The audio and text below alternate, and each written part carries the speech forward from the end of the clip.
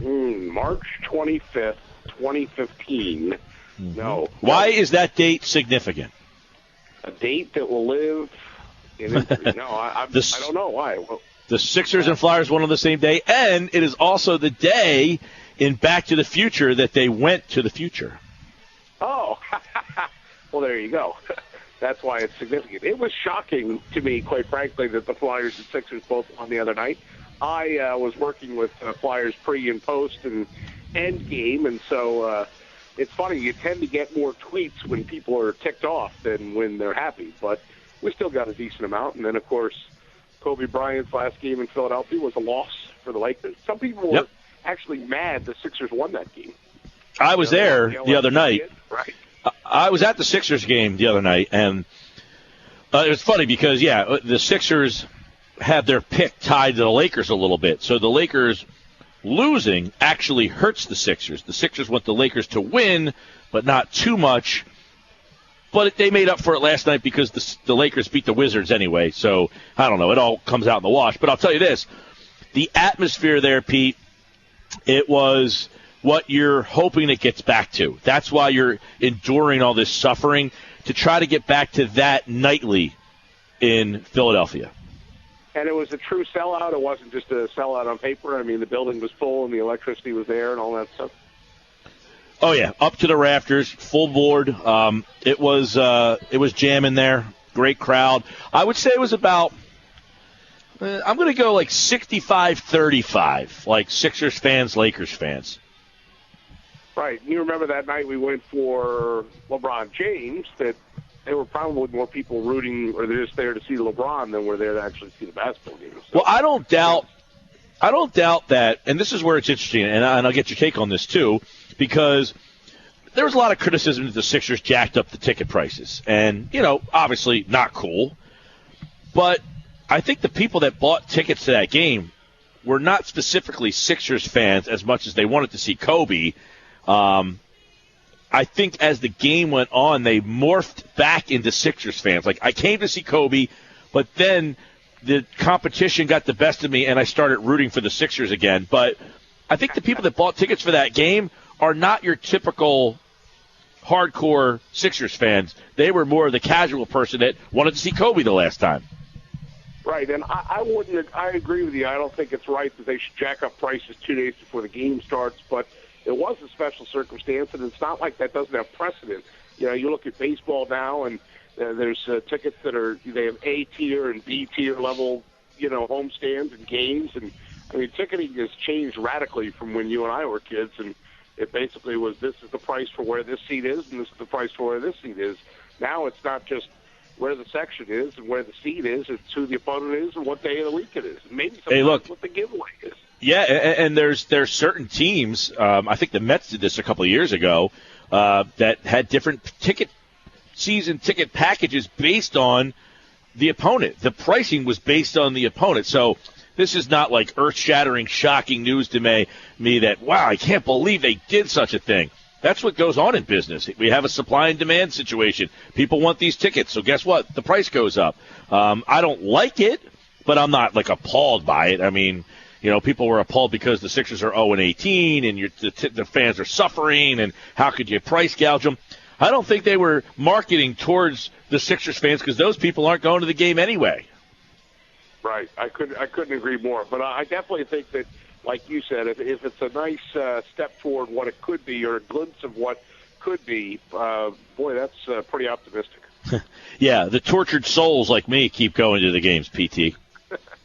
Well, you're going because the tickets are right, too, right? I mean, they're free. Well, I mean,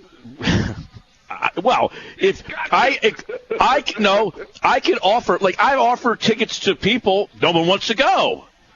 Oh, well, that's true. But I mean, you offer me so bad. You can offer me free tickets. I can decline. If you offer me free tickets, I have to still choose to use them. Most people, I say, hey, I got Sixers tickets, and they say, what do you want to go to that for? Because I enjoy it. That's why, you loser. I like being in the building. I don't care I'm not there to say my team's going to win the NBA championship every single night. I want to be entertained by what I'm watching on that day. And so far, and you will be able to say someday that you were there then and that you didn't bail on them like most of us have. Yes. Have you?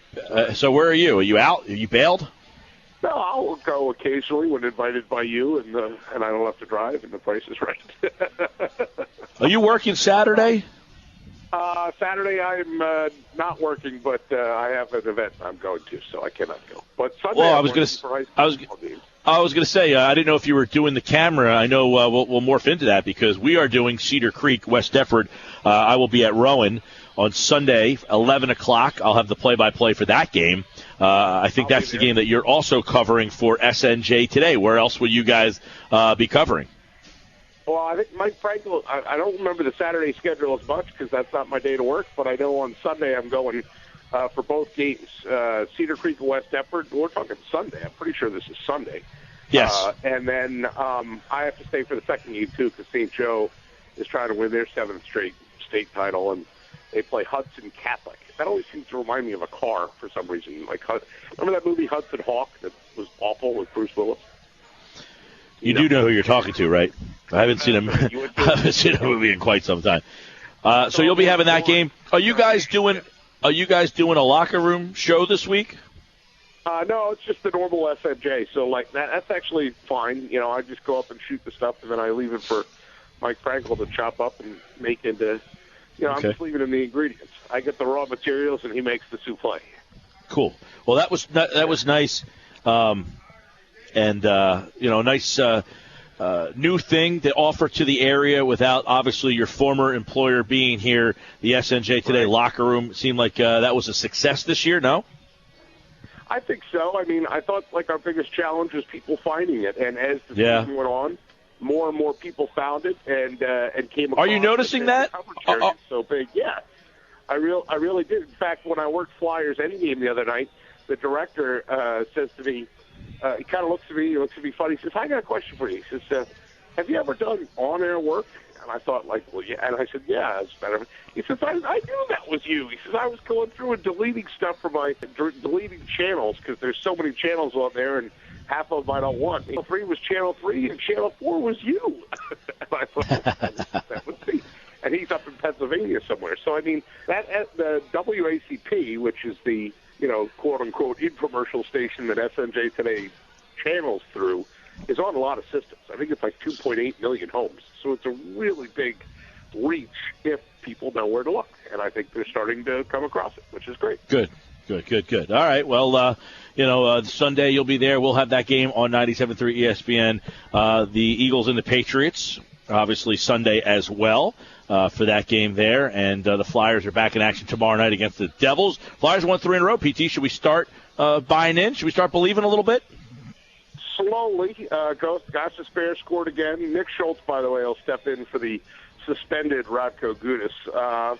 I thought that was going to be a suspension. It's a shame because there's been some hits against the Flyers that guys haven't gotten suspended for, and now one of our guys does get suspended. But, they seem to be taking a step in the right direction. I like what I see. It's the first time they won back-to-back, 3 games in a row for a long time. So, I think last January or something ridiculous like that.